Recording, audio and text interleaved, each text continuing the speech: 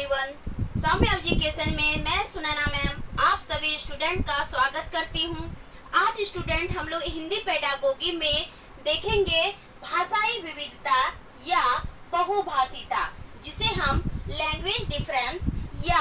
Multilinguistic कहते हैं। तो हम सभी जानते हैं कि भारत एक बहुभाषाई देश है, अर्थात भारत में अनेकों भाषाएं बोलचाल के लिए प्रयोग किए जाते हैं। तो कहने का तात्पर्य है कि भारत में लगभग जो है 1600 भाषाओं की पहचान की गई है और उन 1600 भाषाओं में से जो कि 5 अलग अलग जातियों में ये भाषाएं क्या है, जाति और परिवार के अंतर्गत ये क्या है बटे हुए हैं और इन भाषाओं का प्रयोग किया जाता है। लेकिन क्या है कि केवल 1600 में केवल 47 यानी कि 47 भाषाएं ही स्कूलों में यानी विद्यालयों में पठन पाठन के लिए जो है सम्मिलित किए गए हैं, यानी कि पाठ्यक्रम में विद्यालय पाठ्यक्रम में 47 ही ऐसी भाषाएं हैं जिसे कि पठन पाठन के लिए जो है सम्मिलित किया गया है और उनमें से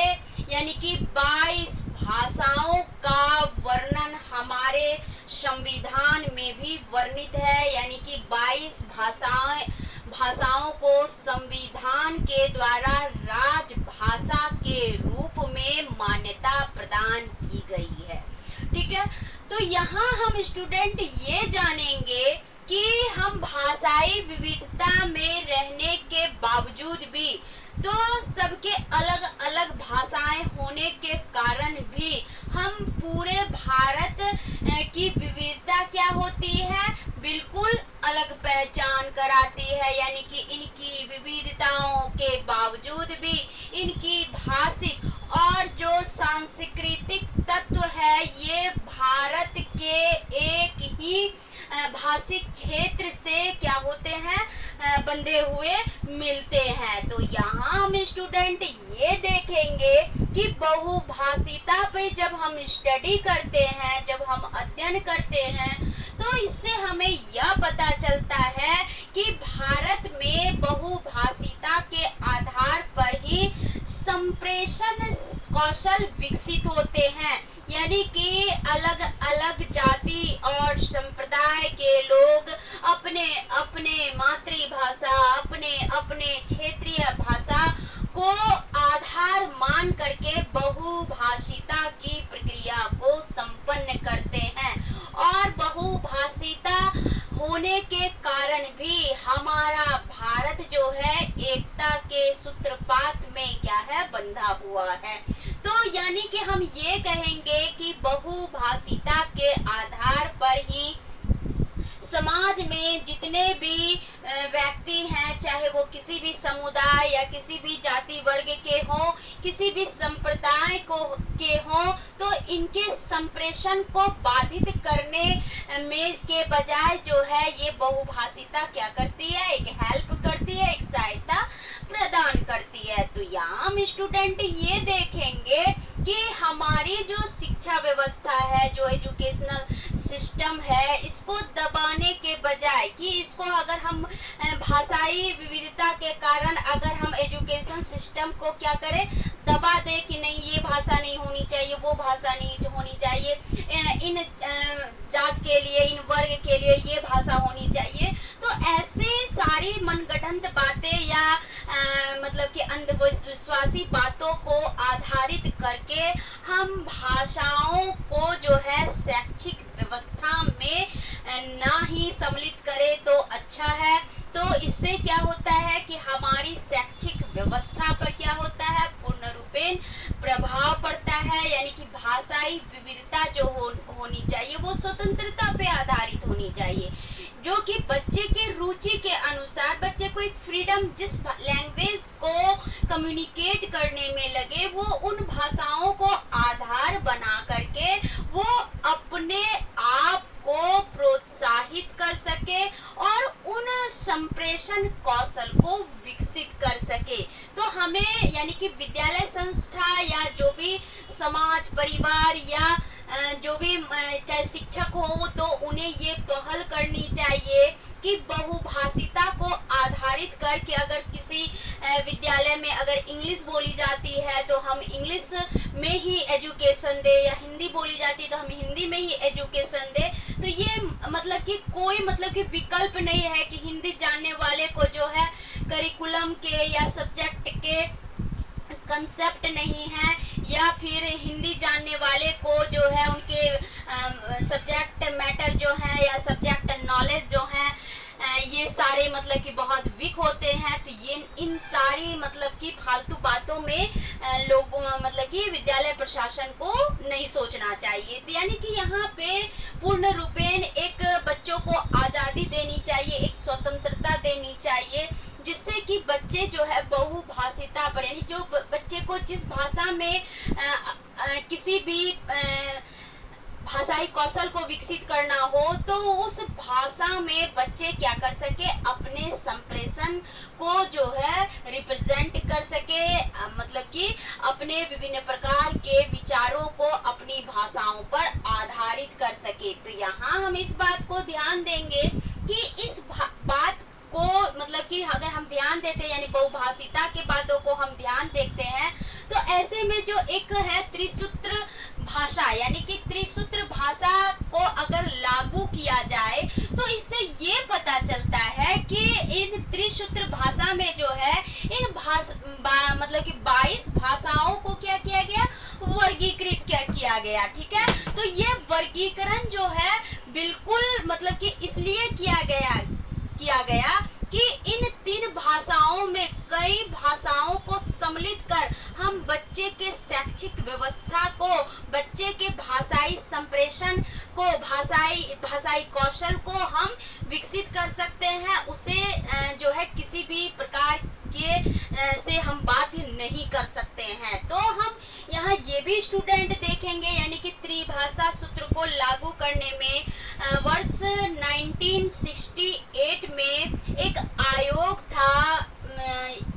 जिसे हम कोठारी आयोग या कोठारी कमीशन कहते हैं। तो इनके द्वारा जो है त्रिभाषा सूत्र पर क्या किया गया, यानी कि पहल किया गया, त्रिभाषा सूत्र की क्या की गई, सिफारिश की गई। तो इन्होंने क्या सिफारिश की, तो इन्होंने सिफारिश की यानी कि त्रिभाषा सूत्र जो था तो इनके द्वारा यह सिफारिश किया गया कि भाषा जो होनी चाहिए वो शास्त्रीय भाषा,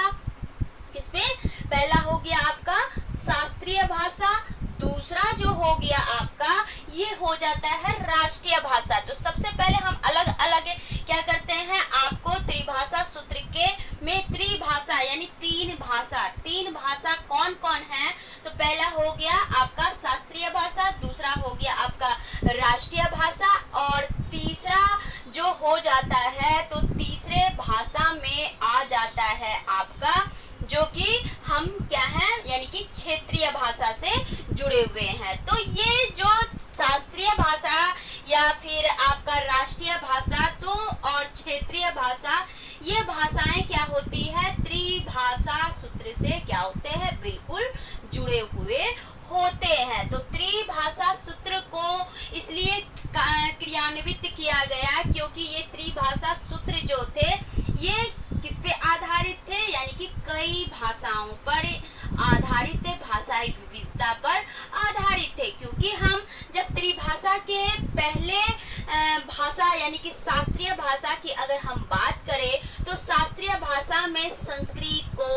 अरबी को और फारसी भाषा को, इन 3 भाषाओं को क्या मिली, प्राथमिकता दी गई। फिर उसके बाद जो है राष्ट्रीय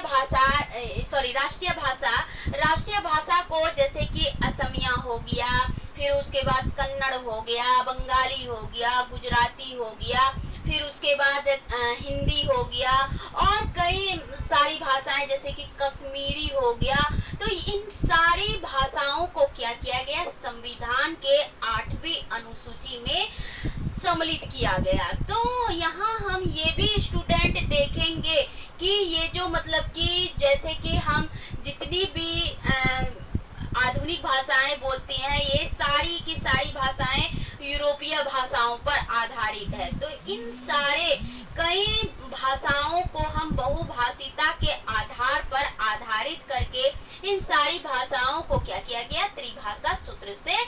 संबंधित कर दिया गया, जिसके अंतर्गत जो है 8वीं अनुसूची में, संविधान के 8वीं अनुसूची में 22 भाषाएं जो है त्रिभाषा सूत्र के अंतर्गत जो है सम्मिलित हैं। तो हम यहाँ ये देखेंगे स्टूडेंट कि त्रिभाषा सूत्र संविधान के द्वारा त्रिभाषा सूत्र को कार्यान्वित करने का एक ही मतलब कि मकसद था, एक ही इसका उद्देश्य था, ताकि बच्चों को क्या किया जाए, नियमों से बांध करके हम उसे क्या कर सके, हम उसके भाषावाद को, यानी भाषावाद को नहीं, बहुभाषावाद को हम विकसित कर सके। ठीक है, यानी कि सारे नियम जो हम हिंदी में पढ़ते हैं वो ये चीज इंग्लिश में है, जो हम इंग्लिश में पढ़ते हैं तो कुछ संस्कृत में भी उनके वही मीनिंग होते हैं। तो क्या है, सिर्फ एक अनुवाद करना है, यानी कि जो भाषा का जो एक हेरा फेरी है, तो इनके जो भी रूल्स है, रूल्स को हम फॉलो करेंगे और रूल्स को फॉलो करके हम भाषा को जो है बहुभाषिता पर आधारित करेंगे, जिससे कि बच्चे में जानने की जिज्ञासा यूं ही बनी रहे, यानी कि बच्चे के जिज्ञासा को एक जीवंत रूप प्रदान किया जा सके। साथ ही हम बच्चे के विभिन्न प्रकार के भाषा योजना को मतलब कि केंद्र बिंदु मान करके इन्हें क्या करेंगे, विभिन्न प्रकार के भाषाई अधिगम क्षमता से संबंधित करेंगे और बच्चों में विभिन्न प्रकार के भाषाओं को बहुभाषिता पर आधारित करेंगे, जिसके कारण बच्चे को किसी भी प्रकार के भाषा में किसी भी प्रकार की कोई समस्या ना हो सके और विद्यालय स्तर पर वो हर प्रकार के विषयों को अपनी रुचि के भाषा पर ज्ञान लेकर के अपने